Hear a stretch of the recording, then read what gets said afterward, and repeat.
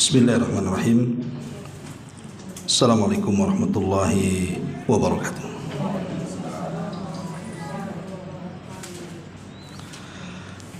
Bihamdillahi wassalatu wassalamu ala rasulillah wa ala alihi wa sahbihi wa mawalah wa la hawla wa la quwwata illa billahi wa ba'du. Alhamdulillah, segala puja dan puja hanya milik Allah subhanahu wa ta'ala. Salawat dan juga salam kita hadiahkan kepada Rasul kita Nabi besar Muhammad sallallahu alaihi wa ala alihi wasallam. Alhamdulillah, di siang hari ini kembali kita bisa duduk bertolabul ilmi di Saung Sunda Sawargi. Salawat dan juga salam tentunya kita hadiahkan kepada Rasul kita Nabi besar Muhammad sallallahu alaihi wa ala alihi wasallam. Karena kita masih berada di pekan-pekan awal bulan Sya'ban, maka kajian di siang hari ini seputar bulan Sya'ban. Bulan Sya'ban ini walaupun bukan bulan mulia seperti Rajab bulan kemarin,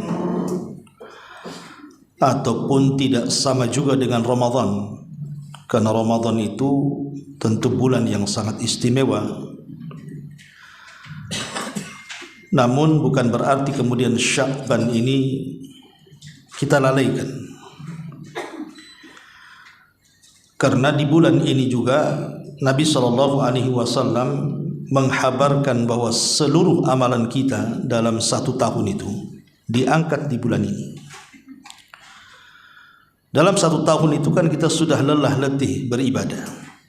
Mulai dari Ramadan tahun kemarin kita berpuasa, qiyamul lail, bersedekah, kemudian Syawalnya sampai kemudian Sya'ban tahun ini. Artinya sudah macam-macam ibadah kita lakukan, dari sholatnya, zikirnya, doanya, silaturahimnya, hajinya, atau mungkin umrohnya, dan begitu seterusnya. Lah kita berharap bahwa bulan ini semua amal kita ini terlaporkan kepada Allah, sampai kepada Allah subhanahu wa ta'ala.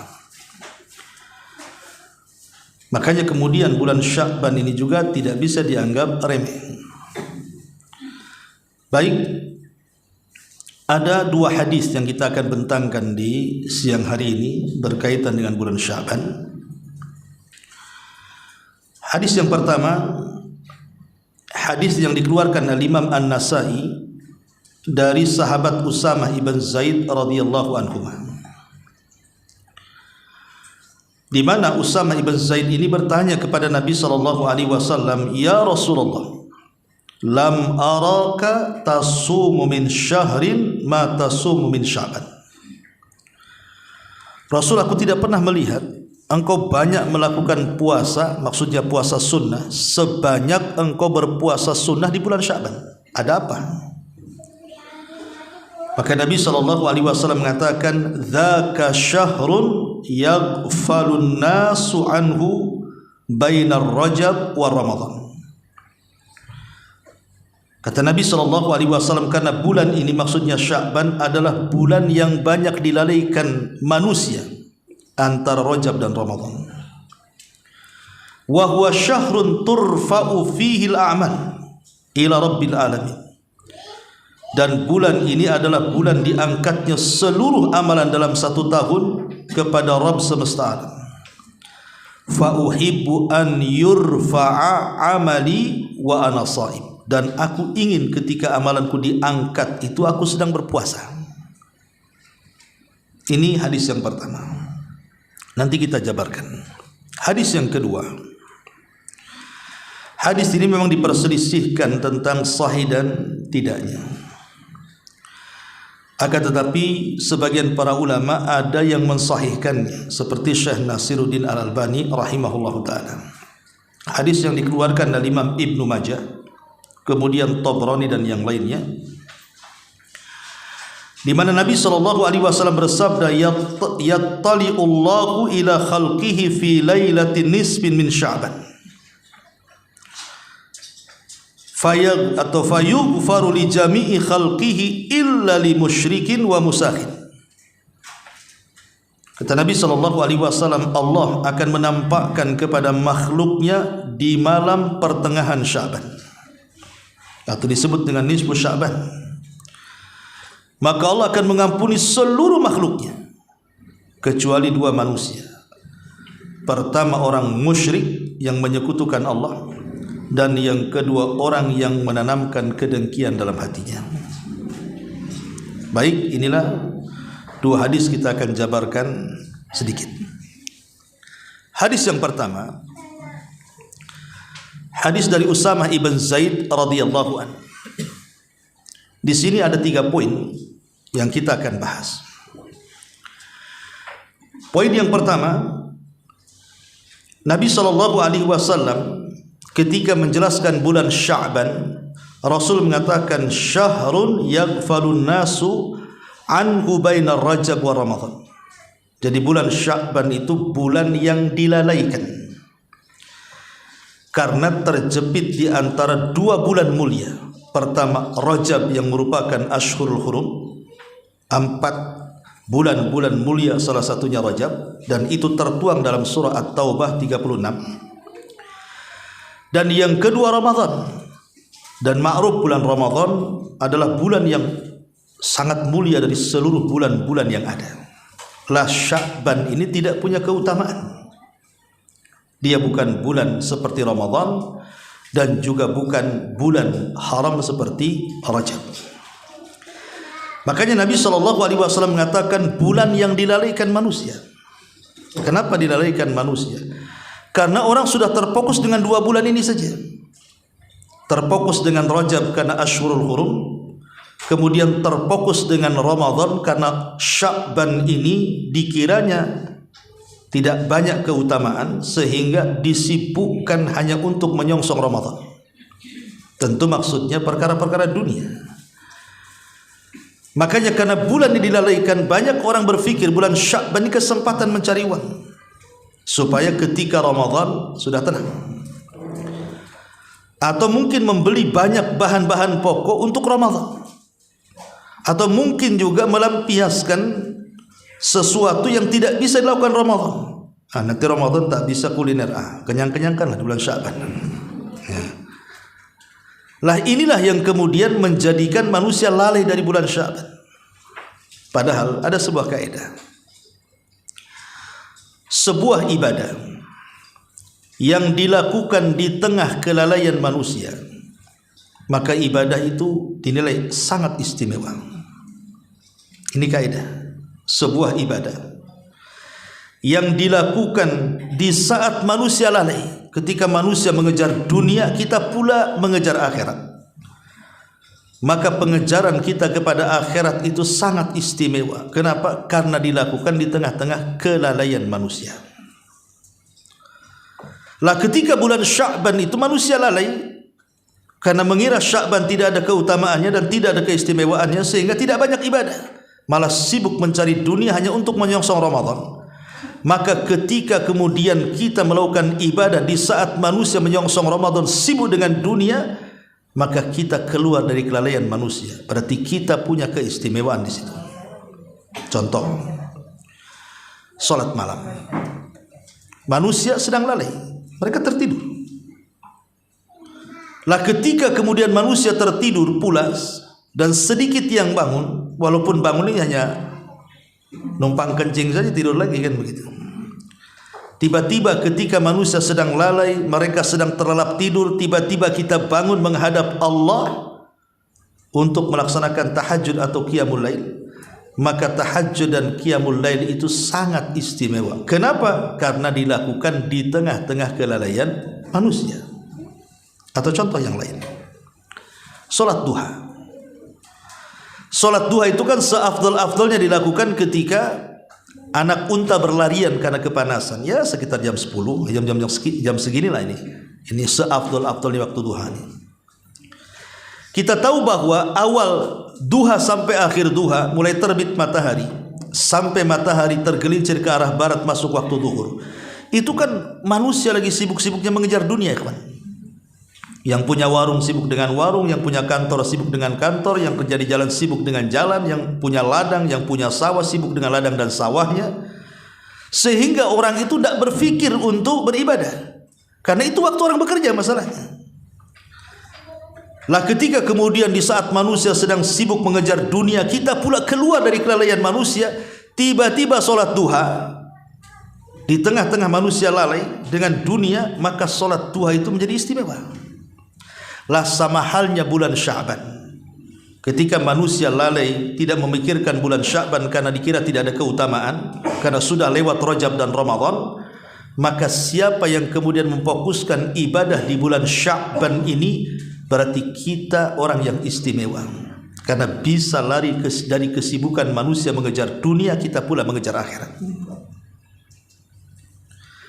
Ma'asyiral muslimin yang dimuliakan Allah Subhanahu wa taala, pertanyaan pun muncul. Kenapa ibadah yang dilakukan di tengah-tengah kelalaian manusia itu menjadi sangat istimewa? Apa alasannya? Yang pertama, sebutkan para ulama, karena ibadah yang dilakukan di tengah-tengah kelalaian manusia menunjukkan ibadahnya ikhlas karena Allah. Jadi menunjukkan keikhlasan. Keikhlasan. Bagaimana tidak ikhlas coba? Orang lagi sibuk semua mengejar dunia, tidak memperhatikan kita. Pemain sholat duha lah saya contohkan tadi. Orang pasar sibuk dengan pasar, orang kantor sibuk dengan kantor, orang warung sibuk dengan warung, orang ladang sibuk dengan ladang. Siapa yang memperhatikan kita? Sehingga ketika kemudian kita sholat duha, tidak ada yang tahu karena orang sibuk mengejar dunia. Dan itu tidak bisa dilakukan kecuali orang ikhlas. Pemanya seorang pedagang nih, lagi rame-ramenya orang beli di dagangannya. Ketika masuk jam 10, tiba-tiba dia tutup dulu warungnya, kemudian ke masjid sholat duha. Ini nggak bisa dilakukan kecuali orang ikhlas, ya kan? Makanya itu menunjukkan bahwa ibadah yang dilakukan di tengah-tengah kelalaian manusia menunjukkan akan keikhlasan. Ini satu. Ya. Yang kedua, dia telah melakukan ibadah yang sifatnya sirriyah. Sirriyah itu tidak ada yang tahu kecuali dia dengan Allah, karena tidak banyak orang perhatikan dia. Dan ibadah yang disembunyikan, yang tidak ada yang tahu kecuali Allah, itu sangat istimewa sekali. Makanya lihat ketika Rasulullah SAW berbicara soal sedekah, apa kata Rasul? Sadaqatus sir tudfi'u ghadabar Rabb. Sedekah yang sembunyi-sembunyi itu bisa meredam kemurkaan Allah, karena istimewa.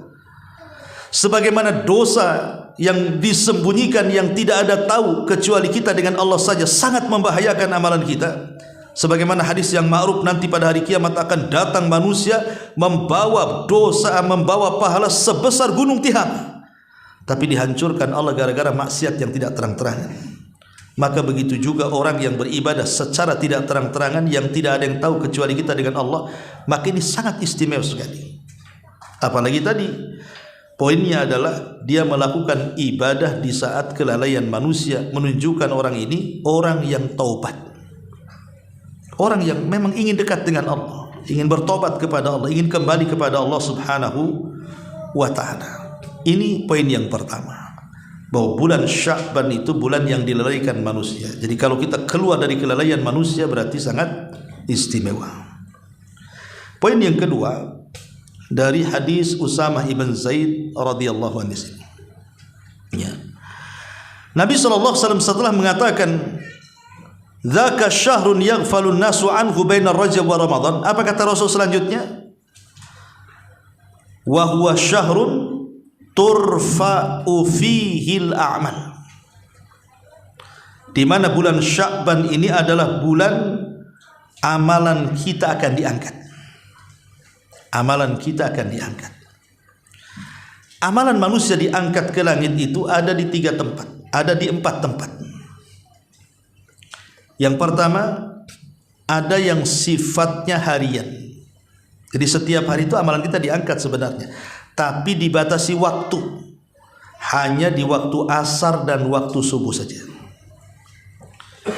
Dan itu berdasarkan hadis Nabi SAW mengatakan, yata'aqabuna fikumul malaikatul laili wa malaikatul nahar wa yajtami'una fi salatil asri wa salatil fajri. Kata Nabi SAW, setiap hari Allah itu mengutus malaikat untuk mencatat kebaikan kita dan mengangkatnya ke langit. Dan pertemuannya di solat asar dan solat fajar bagi malaikat malam dan siang. Ini amalan harian namanya. Makanya kenapa orang yang menjaga dua solat ini dijamin masuk surga. Man hafadha ala baradaini dakhalal jannah. Siapa yang menjaga dua solat ini, maksudnya subuh dan asar, maka dijamin masuk surga. Karena itu tempat diangkatnya amal kita. Bahkan ulama mengkategorikan dua solat ini disebut solat wusta namanya, yang Allah katakan hafidhu ala salawati was salatil wusta. Nah, itulah ada yang mengatakan wusta itu solat subuh, ada yang mengatakan solat asar. Kemudian yang kedua, saat hari Senin dan Kamis, itu yang sifatnya pekanan. Jadi setiap Senin dan Kamis itu amalan kita diangkat. Makanya sangat dianjurkan di dua hari itu melaksanakan puasa sunnah yang disebut dengan puasa Senin dan Kamis. Ini yang sifatnya pekanan. Lah yang sifatnya tahunan, bulan Sya'ban yang ketiga. Bulan Sya'ban ini 1 bulan amalan kita diangkat. Dari amalan tahun kemarin, Ramadan tahun kemarin sampai Sya'ban tahun ini, itu amalan kita kan tercatat dan akan diangkat para malaikat untuk dilaporkan kepada Allah Azza wa Jalla. Dan yang terakhir, ketika kita meninggal, amalan itu akan diangkat. Sebagaimana hadis Bara bin Azib radhiyallahu an, ketika ruhnya seorang mukmin itu diangkat ke langit, dibalut kain kapan dari sorga dan wewangian dari sorga, maka catatannya mengikuti di bawahnya. Kemudian ruh ini berjumpa dengan Allah, dan Allah katakan, kembalikan ruh ke dalam jasadnya, tetapi angkatlah catatannya ke tempat yang paling tinggi di sorga, fil illiyin, di tempat yang disebut dengan illiyun. Inilah 4 tempat amalan kita diangkat. Lah bulan Sya'ban ini adalah bulan amalan kita diangkat dalam 1 tahun itu. Ya, makanya kesempatan memperbanyak ibadah, mumpung lagi diangkat kan itu. Banyak-banyak ibadah. Ini poin yang kedua. Poin yang ketiga, bulan Sya'ban ini kata Nabi SAW, wa ana uhibbu an yurfa amali wa ana sha'im. Dan saya suka ketika amalan saya diangkat, saya sedang berpuasa. Berarti ibadah yang paling utama yang dianjurkan dilakukan di bulan Sya'ban adalah berpuasa. Karena hadis Usama bin Zaid kan bertanya kepada Rasul, jadi kalau Sya'ban ini khusus puasa sunnah Nabi, tapi kalau Ramadan puasa wajib yang sifatnya dilakukan hampir 1 bulan. Jadi Rasul itu puasa Sya'ban tuh hampir 1 bulan gitu ya, berpuasa, tapi tidak disamakan dengan Ramadan, tentu tidak boleh. Karena Ramadan itu kita puasa full 1 bulan, tapi Sya'ban tidak boleh full. Kenapa? Karena ada 1 atau 2 hari sebelum Ramadan yang disebut dengan hari yang diragukan. Tidak boleh puasa di situ. Kata Nabi SAW, barang siapa yang berpuasa di hari yang diragukan, maka dia telah bermaksiat kepada Abul Qasim, maksudnya Nabi. Berarti paling tinggi kalau ingin puasa dari 1 Sya'ban, maka berhentilah di tanggal 27 Sya'ban. Itu paling full gitu ya.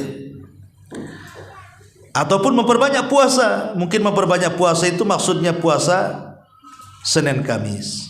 Dan itu paling utama, karena Senin Kamis sendiri di luar bulan Sya'ban diangkatkan amalannya. Apalagi dilakukan di bulan Sya'ban, double-double lah jadinya.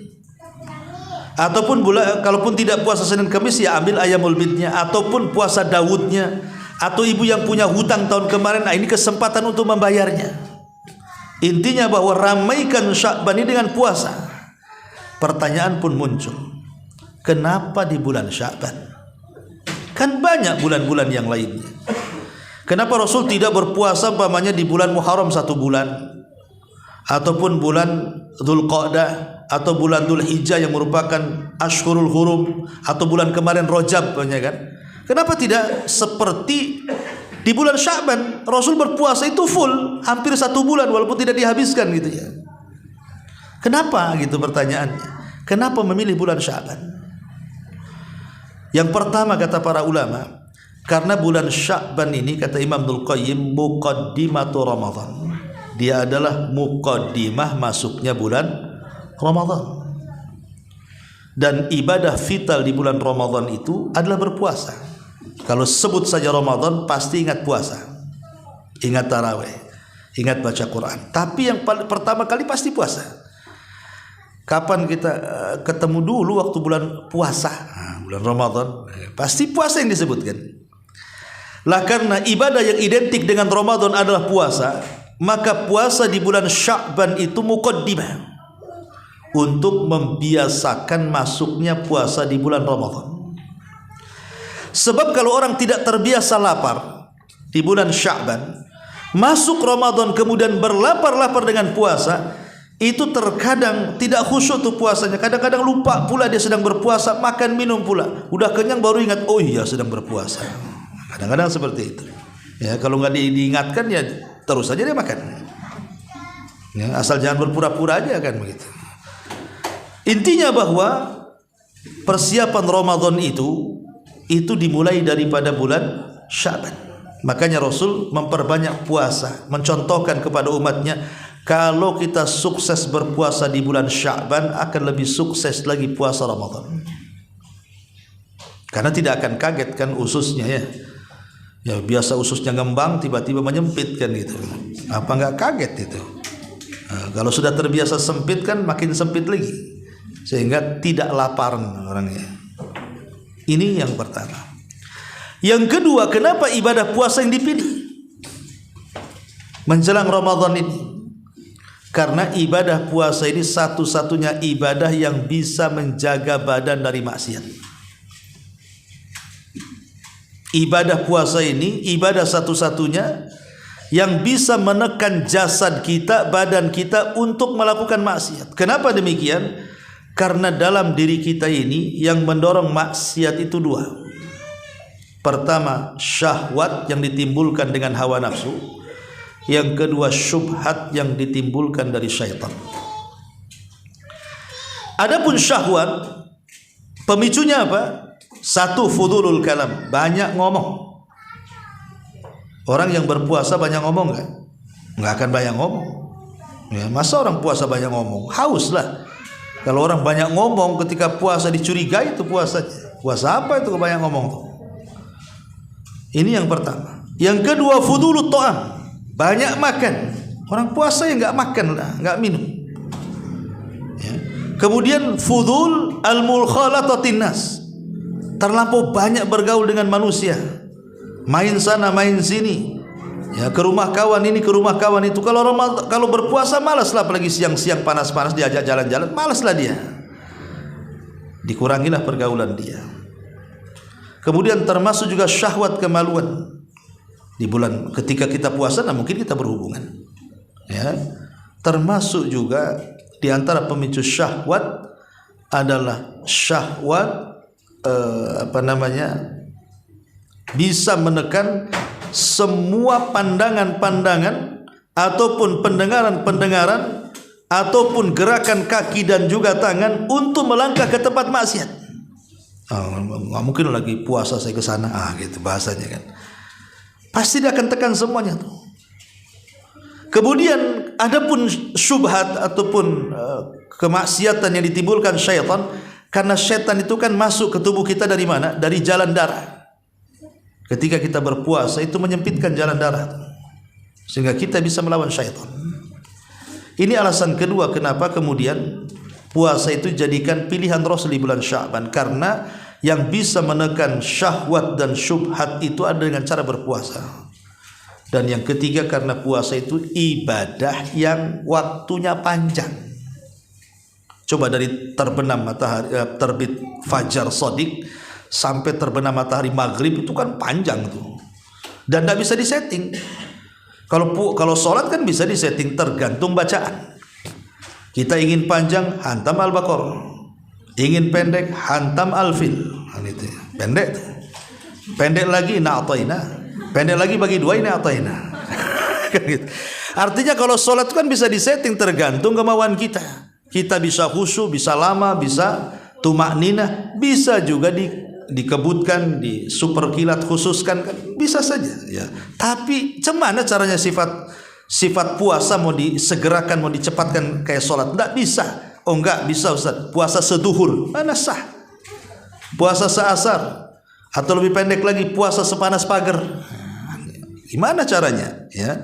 Jadi puasa itu ibadah panjang, mau tidak mau dari terbit fajar sampai terbenam matahari dia harus puasa. Lah karena ibadah ini ibadah yang panjang, maka ini pula ibadah dipilih Nabi.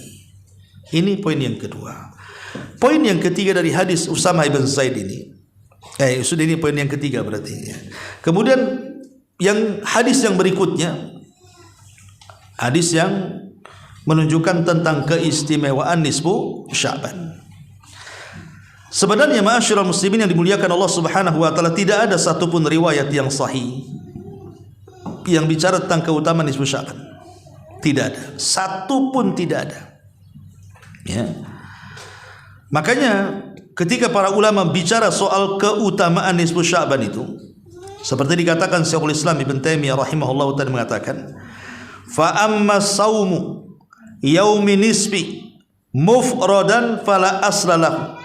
Adapun puasa di pertengahan Sya'ban secara bersendiri, maka tidak ada asalnya, bahkan bisa makruh karena tidak ada syariatnya ya. Di lain kesempatan beliau mengatakan, kullu al ahadits al waridati fi lailatin nisfi Sya'ban dairu amriha bainal wad'i wadh-dhafi wa adami sihah. Seluruh riwayat, kata Ibnu Taimiyah, hadis-hadis yang menjelaskan tentang keutamaan pertengahan Sya'ban itu tidak ada yang sahih. Mungkin dia maudhu palsu, mungkin dia lemah, ataupun tidak sahih sama sekali. Tetapi ada hadis yang tadi saya baca. Inilah satu-satunya hadis, walaupun sebagian ulama mengatakan lemah, tapi ada ulama yang sahihkannya. Salah satunya Syekh Nasiruddin Al-Albani rahimahullahu taala. Hadis tentang di mana Allah akan melihat hamba-hambanya di pertengahan nisfu Sya'ban, dan Allah akan ampuni seluruh makhluknya. Seluruh makhluknya. Maka di sini poin yang pertama dari hadis ini apa? Kesempatan kita di bulan Sya'ban meminta ampunan. Banyak-banyak istighfar, tajdidut taubah, memperbaharui taubat. Karena ini bulan di mana Allah akan ampuni kita. Ini poin yang pertama. Maka perbanyak istighfar di bulan Sya'ban ini. Perbanyak ucapkan astaghfirullah wa atubu ilaih. Dan yang kedua, hindari dua perkara. Karena dua perkara ini yang menjadikan amalan kita ditolak, bahkan tidak diangkat sama sekali. Kan rugi. Sudah setahun kita beramal loh, giliran mau diangkat tadi angkat. Siapa mereka? Kata Nabi SAW, yang pertama, al-musyrik li musyrikin au musakhin, kata Rasul. Pertama orang musyrik, orang yang menyekutukan Allah Subhanahu wa taala. Orang yang datang ke dukun bertanya sesuatu membenarkannya, orang yang percaya kepada tangkal dan jimat, orang yang datang ke kuburan meminta-minta, orang yang datang ke percaya dengan wali-wali dan begitu seterusnya, padahal mereka tidak bisa mendatangkan manfaat dan madarat. Pokoknya kesyirikan apapun, kecil ataupun besar, itu menghalangi amalan kita diangkat. Maka jangan sampai bersumpah kepada selain Allah, bernazar kepada selain Allah, tawaf kepada selain Allah, dan begitu seterusnya. Ini yang pertama. Maka di bulan Sya'ban, ya, orang-orang yang punya jimat-jimat tangkal itu keluarkan, musnahkan. Nah, itu bisa memicu kesyirikan. Yang kedua, syahna atau disebut musyahin, orang yang dalam hatinya ada kedengkian, suka musuhan dengan keluarganya, musuhan dengan tetangganya, musuhan dengan kawannya, musuhan dengan lawan-lawannya. Pokoknya kalau bisa di bulan Sya'ban ini lakukan dua puasa. Pertama puasa hati, yang kedua puasa badan. Dan puasa hati yang menentukan puasa badan. Bahkan diangkatnya amalan ini ditentukan puasa hati, baru diangkat puasa badan. Dengan cara apa? Taharatul qalbi, bersihkan hati dari semua penyakit-penyakitnya, ya dengkinya, ya hasadnya, ya dendamnya, ya amarahnya, pokoknya yang berkaitan dengan permusuhan dengan orang, hilangkan di bulan Sya'ban ini. Minta maaf. Nantilah Ustaz minta maafnya, kan lebaran masih lama. Ada orang berpikir minta maaf nunggu Idul Fitri. Kalau ketemu minal aidin wal faizin, kosong-kosong ya katanya. Ya kan begitu biasanya. Kosong dari mana kan itu? Harusnya kalau ingin membersihkan hati, meminta maaf itu sekarang di bulan Sya'ban, waktunya di amal kita diangkat. Sebab kalau kita nunggu Idul Fitri, pakaian pula sudah bersih, sudah baru, hati pula kotor. Bagaimana caranya dia berlebaran? Percuma sajalah kalau bajunya baru gitu ya, tapi hatinya tidak baru. Percuma. Mendingan hatinya bersih baru, walaupun pakaian tak baru. Itulah lebaran tuh, betul tuh. Makanya kalau ingin meminta maaf sekarang ini, minta maaf ya, betul-betul kita meminta kepada orang-orang yang pernah kita sakiti, kita minta maaf. Karena itulah amalan yang paling utama dibandingkan puasa badan itu sendiri. Puasakan hati. Makanya dahulu di zaman Nabi SAW pernah seperti ini, duduk di Masjid Nabawi. Tiba-tiba kemudian Rasul mengatakan, tengok tuh dari pintu itu, nanti ada laki-laki termasuk penghuni surga. Semua orang tertuju kepada pintu itu. Rupanya betul ada anak muda keluar dari pintu itu, rambutnya basah, seolah seperti habis wudu dan menjinjing sandal. Besoknya gitu lagi, dia lagi. Besoknya gitu lagi, dia lagi. 3 kali Rasul mengatakan, dia juga yang keluar. Jadi ada sahabat namanya Abdullah bin Amr bin As radhiyallahu anhu. Itu kan terkenal ibadahnya, terkenal salat malamnya, terkenal puasanya, terkenal baca Qur'annya. Dia heran, emang punya apa dia? Ibadahnya punya apa dia? Aku ingin nirulah kayak kalau memang dia punya ibadah yang luar biasa, supaya aku pun termasuk menjadi penghuni surga, kata Abdullah bin Amr bin As. Akhirnya dia bertamu tuh, ingin tahu mungkin dia punya ibadah yang aku tidak punya. Setelah dia bertamu selama 3 hari di rumahnya, nginep ya, ditengokin, ditetenin, diintip, pokoknya biasa aja ibadahnya. Lebih hebat dia ibadahnya, sehingga dia kecewa. Namun sebelum dia pergi, dia bertanya, kenapa Rasul sampai mengatakan kau termasuk penduduk surga? Laki-laki ini pun bingung karena nggak tahu kan itu. Tapi laki-laki ini mengatakan, oh boleh jadi karena setiap sebelum tidur aku maafkan semua yang mendolimiku. Pokoknya sebelum aku tidur, aku maafkan semua yang menyakitiku, yang menghasadiku, yang mendengkiku, yang memusuhiku. Aku maafkan semua, baru aku tidur. Dan itu kulakukan setiap malam. Kata Abdullah bin Amr bin, mungkin ini maksudnya. Rasul mengatakan kau termasuk penduduk surga itu. Mungkin ini, tidak semua orang bisa melakukan ibadah hati. Ibadah badan siapa saja bisa melakukan. Tapi melakukan ibadah hati, menjernihkan hati itu tidak semua bisa. Ya, karena kotornya hati itu berbeda dengan kotornya piring. Kalau piring kotor dicuci sebentar kan itu. Kemudian rumah seperti kapal pecah, datangkan pembantu, sebentar aja udah mengkilat. Mobil kotor kasih karwes. Lah kalau hati kotor gimana cara membersihkannya? Oh bisa Ustaz, minum Baiklin saja. Matilah dia kan dia. Bukan itu caranya. Makanya ini Sya'ban ini betul-betul puasakan hati sebelum puasa badan. Bersihkan hati baru bersihkan badan dengan puasa. Maka syahna ini karena begini, walaupun kita ini puasanya rajin, walaupun sholat rajin, walaupun baca Quran rajin, walaupun zikir dan doa rajin, kalau dalam hatinya ada syahna, ya tetap tidak akan diangkat amal kita. Setahun lagi nggak diangkat kan rugi. Ya, makanya ini poin yang kedua dari keutamaan hadis tentang nisfu Sya'ban ini. Ma'asyiral muslimin yang dimuliakan Allah Subhanahu wa taala, namun sekali lagi bahwa tidak ada amalan khusus ya di pertengahan Sya'ban ini. Tidak salat bara'ah, tidak salat yang disebut dengan salat 100 rakaat baca Yasin dan begitu seterusnya. Tidak ada satupun keutamaan. Ya hanya hadis ini saja yang menunjukkan keutamaan yang disahihkan oleh Syekh Nasruddin Al-Albani, yang menunjukkan bahwa nisfu Sya'ban itu semua dosa kita akan diampuni bagi yang minta ampun, dan amalan kita akan diangkat selama tidak melakukan kesyirikan dan juga tidak melakukan kedengkian. Tapi kalau kita hendak menghidupkan nisfu Sya'ban, maksudnya menghidupkan dengan tahajud, ya, bukan mengkhususkan, tidak. Ya, kita ingin saja pas nisfu Sya'ban kita ingin tahajud, maka itu lebih baik. Tapi kalau dikhususkan apalagi sifatnya jamaah, maka ini perlu dalil yang sahih yang menunjukkan bolehnya menghidupkan malam itu dengan ibadah-ibadah tertentu. Ya. Taib ma'asyiral muslimin wal muslimat rahimani wa rahimakumullah. Ini dua hadis yang harus kita pahami di bulan Sya'ban. Tapi secara umum amalan-amalan yang dianjurkan di bulan Sya'ban ini ya secara umum banyak. Seperti umpamanya kita disuruh untuk memperbanyak puasa, terutama ibu-ibu yang punya utang. Segera bayar sekarang. Jangan nunggu Ramadan tahun ini lewat bulan nanti double utangnya. Kemudian yang kedua, memperbanyak sedekah.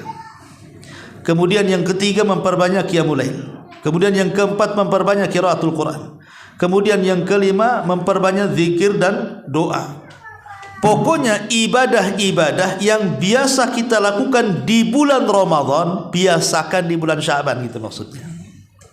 Coba sebutkan ibadah di bulan Ramadan apa? Qiyamul lail, salat tarawih. Biasakan qiyamul lail sekarang. Oh, di bulan Ramadan itu anjuran banyak bersedekah. Biasakan sedekah dari sekarang. Oh, di bulan Ramadan itu identik dengan Quran. Biasakan baca Quran dari sekarang. Oh, di bulan Ramadan itu identik dengan puasa. Biasakan puasa dari sekarang. Itu maksudnya. Kenapa demikian? Karena sekali lagi Sya'ban itu menentukan kesuksesan di bulan Ramadan. Jangan ada orang yang mengatakan ketika bulan Ramadan, aduh, saya baru baca Quran 1 lembar udah malas. Baru 1 lembar udah malas. Bacanya setengah jam, praynya 1 hari. Ataupun umpamanya dia sholat tarawih, imamnya kelamaan. Oh, dimaki imamnya. Imam apa ini? Kita nggak lihat-lihat belakang katanya. Ada orang itu dihantam Al-Baqarah sama dia. Itu karena kita tidak terbiasa berdiri lama masalahnya, ya. Atau bakhil dalam sedekah. Coba kalau di bulan Sya'ban terbiasa kita ini qiyamul lail, ya, berdiri lama-lama gitu ya, pegang mushaf sendirian tengah malam. Nanti yang komplain itu kita sama imam tuh, "Mam, lambat kali, kasih panjang lagi lah," kan begitu. Ini enggak, panjang kali katanya. Tolonglah sedikitkan tuh bacaannya. Nanti kalau kita terbiasa qiyamul lail, terbalik itu tegurannya. Aduh, kok baru setengah jam kok selesai, harusnya 2 jam lah. Nah, itu kan mantap tuh. Ya. Kemudian kalau orang terbiasa baca Quran, pasti dia baca Quran pun lancar. Kita kalau 1 tahun loh, walaupun kita lancar baca Quran, kalau tidak pernah membuka mushaf, baru dibuka mushafnya bulan Ramadan, nggak akan lancar, saya garanti. Nggak akan lancar. Pasti dia ngeraba-raba lagi tuh untuk melancarkannya, baru 2-3 hari baru betul-betul lancar kan. Akhirnya kan tersendat kita untuk menghatamkan Al-Quran di bulan Ramadan kan. Maka biasakan, kalau sudah terbiasa baca Quran di bulan Sya'ban itu nanti akan mengalir di bulan Ramadan tuh. Mau menghatamkan pun senang karena sudah terbiasa baca Quran dan ibadah-ibadah yang lainnya. Tapi yang jelas ada 5 poin yang harus perhatikan. Pertama, ihris an tuqaddimal amal at-thayyiba fa innallaha thayyibun la yaqbalu illa thayyiba. Yang pertama, hendaklah berusaha keras untuk banyak melakukan amal kebaikan dan Allah tidak menerima kecuali yang baik-baik. Amal kebaikan apapun lakukan di bulan Sya'ban. Yang kedua, aqrin amalaka bil ikhlas. Sandingkan amalanmu di bulan Sya'ban ini dengan keikhlasan kepada Allah. Bukan karena riya, bukan karena sum'ah, bukan karena takabur, bukan yang lainnya. Yang ketiga, liyakun laka khabi'atun la tarahal a'yun wa la tasma'uhal udhun. Kalau bisa di bulan Sya'ban ini perbanyak amal-amal yang tidak ada yang tahu kecuali kita dengan Allah. Kemudian yang keempat, ihdaris syahna fa innaha tamna'u qabul al-a'mal. Hindari permusuhan karena itu yang menjadikan tertolaknya amalan kita di hadapan Allah. Kemudian yang keenam, dawim alal a'malis salih. Biasakan beramal saleh walaupun sedikit. Walaupun sedikit. Amal apa saja, setiap hari kalau bisa punya amalan walaupun sedikit. Karena ini waktu diangkatnya amal kita. Dan yang terakhir, aktsir minad du'a an yataqabbalallahu minka wa aktsir mal istighfar Perbanyaklah berdoa kepada Allah Azza wa Jalla agar seluruh amalan kita dalam setahun diangkat. Kemudian karena ini bulan ampunan juga, perbanyaklah istighfar kepada Allah Subhanahu wa taala. Jadi kesimpulan dari dua hadis ini, ikhwatu fiddin, berarti ada dua perkara yang paling penting. Pertama, bahwa bulan Sya'ban ini adalah bulan diangkatnya amal. Dan yang kedua, bulan Sya'ban inilah bulan di mana dosa-dosa hamba akan diampuni Allah Subhanahu wa taala. Ini di antara fadilah bulan Sya'ban. Taib. Adapun bulan Sya'ban sendiri, ya memang saya katakan dari awal tidak ada keistimewaan seperti Rajab atau Ramadan. Tapi bulan Sya'ban ini juga adalah bulan bersejarah. Jadi banyak sejarah-sejarah yang terjadi di bulan Sya'ban. Sebut saja pengalian kiblat. Itu terjadi bulan Sya'ban. Pengalian kiblat itu. Jadi Nabi SAW ketika berada di Madinah, Rasul melihat bahwa kiblat dia sama dengan kiblat Yahudi. Rasul tak mau. Akhirnya terus menatap wajahnya ke langit dan meminta kepada Allah agar kiblat itu dipalingkan ke Baitullah Al-Haram. Maka turunlah surah Al-Baqarah, qad nara taqalluba wajhika fis sama falanwalliyannaka qiblatan tardaha fawalli wajhaka syatral Masjidil Haram. Turun ayat pemindahan kiblat. Kapan terjadi? Di bulan Sya'ban. Yang kedua, puasa Ramadan. Puasa Ramadan itu disyariatkan di bulan Sya'ban tahun kedua Hijriah. Ketika Rasul hijrah dari Mekah ke Madinah, nampaklah orang-orang Madinah itu mereka sedang melakukan puasa. Ketika ditanya orang-orang Madinah, maksudnya orang-orang Yahudi Madinah melakukan puasa. Jadi Rasul bertanya kepada orang-orang Yahudi Madinah itu, puasa apa kalian ini? Maka orang Yahudi Madinah mengatakan, ini puasa tanggal 10 Muharram. Kata Nabi SAW, buat apa kalian berpuasa tanggal 10 Muharram? Kata orang-orang Yahudi, untuk menghormati keselamatan Nabi kami Musa ketika dikejar Fir'aun. Oh, itu alasannya. Kata Rasul, kalau itu alasannya, aku lebih muliakan Musa dibandingkan kalian. Maka Rasul menyuruh sahabat untuk berpuasa tanggal 10 Muharram, dan itu puasa wajib pertama dalam Islam. Cuma setahun saja. Karena tahun kedua turun syariat puasa Ramadan, sehingga puasa 10 Muharram dimansuh hukum wajib menjadi sunnah. Karena Islam sudah punya puasa wajib sendiri disebut dengan Ramadan. Lah perintahnya itu di bulan Sya'ban. Perintah puasa Ramadan itu. Nah, ini juga termasuk sejarah yang ada di bulan Sya'ban. Termasuk juga peperangan besar melawan orang Yahudi. Tahun ke-5 Hijriah itu Rasul pernah berperang melawan orang-orang Yahudi. Peperangannya disebut Perang Bani Mustalik 5 Hijriah. Dan dimenangkan kaum muslimin. Dan setelah kemudian dimenangkan kaum muslimin, Nabi SAW menikah dengan seorang pembesar Bani Mustalik namanya Juwairiyah. Menjadi istri Nabi SAW setelah jadi tawanan. Kemudian dimerdekakan dan dinikahi, dan akhirnya kemudian sebagai imbalannya semua budak dimerdekakan. Dan ini perang Bani Mustalik terjadi di bulan Sya'ban tahun 5 Hijriah. Ya. Termasuk juga meninggalnya Utsman ibn Mad'un. Utsman bin Mad'un ini orang sahabat yang paling dicintai Nabi. Dialah orang yang pertama kali meninggal dari kalangan sahabat pasca hijrah, dan dia pula orang yang pertama kali dikubur di kuburan Baqi. Utsman bin Mad'un ini. Dan orang yang paling dicintai Nabi karena dia orangnya baik dan termasuk as-sabiqun al-awwalun. Termasuk juga di bulan Sya'ban lahir beberapa manusia mulia. Salah satunya Abdullah ibn Zubair. Pasca hijrah dialah sahabat pertama yang lahir di Madinah. Putra daripada Zubair bin Awam yang menikah dengan Asma bintu Abi Bakar, lahirlah Abdullah ibn Zubair. Itu lahir di bulan Sya'ban. Dan itu bayi pertama yang lahir dari kalangan sahabat pasca hijrah Rasul dari Mekah ke Madinah. Kemudian juga lahirnya Husain ibnu Ali, cucu Nabi, pada tahun 4 Hijriah. Maka Nabi SAW punya cucu namanya Husain. Itu lahir di bulan Sya'ban. Ya. Ma'asyiral muslimin wal muslimat rahimani wa rahimakumullah. Termasuk juga peperangan kecil seperti perang Fadak, perang Daumatul Jandal, kemudian Sariyah Abdurrahman bin Auf, Sariyah Umar bin Khattab radhiyallahu an. Itu semua juga banyak diutus di bulan Sya'ban. Termasuk wafatnya ulama besar Ibnu Katsir, Abul Fida Ibnu Katsir, pengarang tafsir Ibnu Katsir, itu juga di bulan Sya'ban tahun 704. Termasuk Imam Ibnu Hazm, ulama Andalus juga meninggal di bulan Sya'ban tahun ke-456 Hijriah, dan banyak sekali juga peristiwa-peristiwa besar di bulan Sya'ban. Intinya bahwa bulan Sya'ban ini walaupun bukan bulan mulia, tetapi kalau bisa perbanyaklah amal ibadah di bulan Sya'ban secara umum, tidak perlu dikhususkan.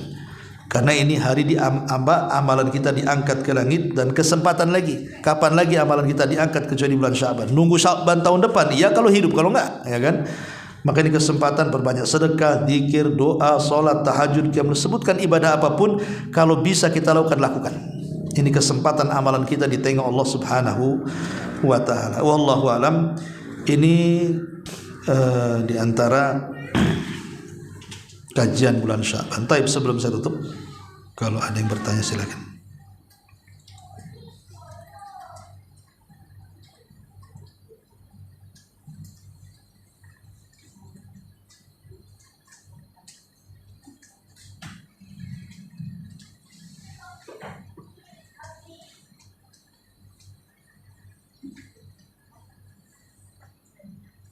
Nggak ada? Udah paham semua kayaknya. Taib, tinggal diamalkan saja. Subhanallah bihamdika, asyhadu an la ilaha illa anta, astaghfiruka wa atubu ilaik. Allahu ta'ala alam. Assalamualaikum warahmatullahi wabarakatuh.